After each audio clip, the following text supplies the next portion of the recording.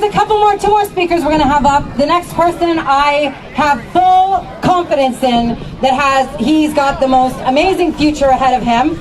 He is going to be a person of this people, a voice for this people. Everybody, please put your hands together for Kieran. Woo! Thanks, Kelly. If you've heard my speeches so far, I think you know that I like to talk about the topics that haven't really been covered in depth by the other speakers. And so I'm going to talk about the economy. Because we know small businesses are closing, they're buying people off with $2,000 a month to stay home and be compliant, you know. But this fake pandemic is covering for what is possibly the greatest treasury theft in the history of the world. Yeah, and the bankers came in 2008 and they paid themselves record bonuses and they destroyed the economy of the US and not enough people did anything about it. Nobody stopped it. So now they're back again with the coronavirus, which is covering trillions of dollars in theft from the people, from the treasury, from the taxpayer. Yeah. The US national debt, and I'll talk about Canada in a second, but the US national debt has doubled to $26 trillion in the past 10 years. $7 trillion since Trump took office, and $2 trillion since March. Yeah. And all of that money is coming from the taxpayer. Canada's national debt last year in March was about $750 billion. And the Parliamentary Budget Office and Yves Giroux, who heads that office, has said that it is totally reasonable to expect that it will be $1 trillion by the end of the year, by January. And on top of that, we are entering one of the greatest depressions since the Great Depression. And it's being caused exactly the same way they caused the Great Depression.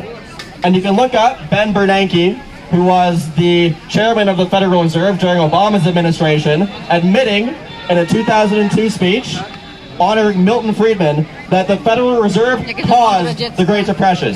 It was a deliberate act of economic warfare.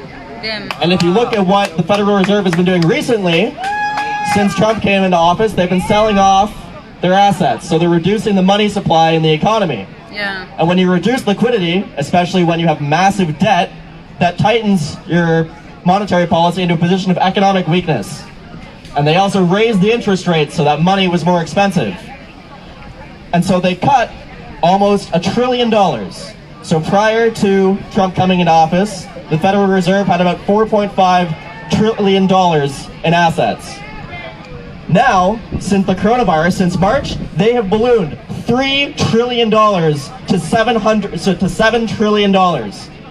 And all of that money is given to the banks. It's not given to the people. Yeah. So all of that money is being stolen from everybody here, everybody in the world who has to participate in this rigged economy as inflation. And so it's a hidden tax. But we desperately need economic reform. But I would say don't get caught up in the false promise of a gold standard like some people are trying to sell. Because a gold standard is deflationary, which means that debts become more expensive. If you have capital, your capital is worth more. You can buy more things with it.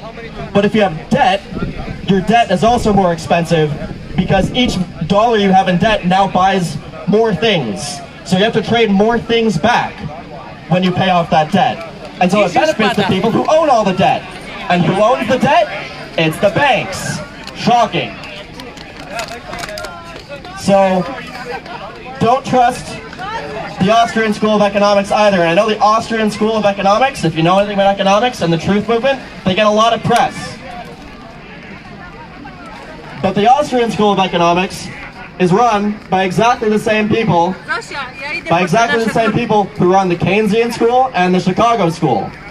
So, as my speech last week talked about, they're controlling the opposition. If you don't like free fiat money, they'll bring you the Austrian School. And so Friedrich von Hayek, who's one of the main economists of the Austrian School, he wrote The Road to Serfdom, which you may or may not have heard of. He actually tutored privately David Rockefeller, Yeah. who became the CEO of Chase Manhattan Bank, now JP Morgan Chase, because they merged with JP Morgan's bank. But, yeah, and Friedrich von Hayek also came out of the London School of Economics. And I would say that the London School of Economics is one of the premier spook institutions in the academic world. It was founded by the Fabians with their logo of a wolf in sheep's clothing. So when you go home and you don't know about that, you can look up the London School and the Fabians for more information.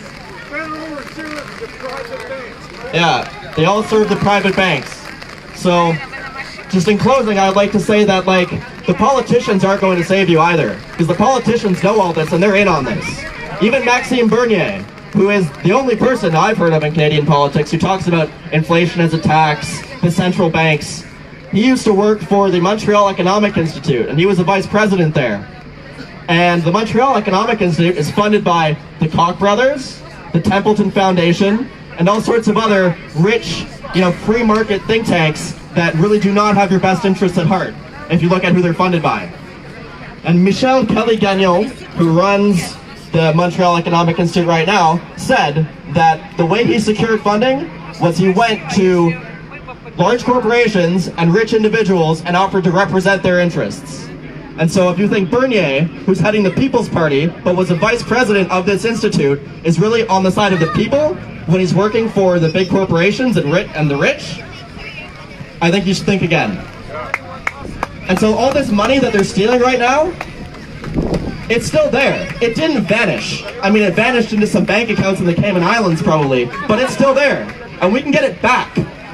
We just have to demand that the theft stops and hold the rich accountable for their rapine of the entire world.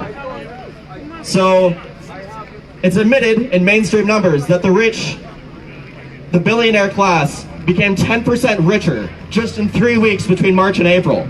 And that's just in 3 weeks. And there have been many weeks since then. So where do you think their money has come from since? Right? So we need to stand up and we need to fight back.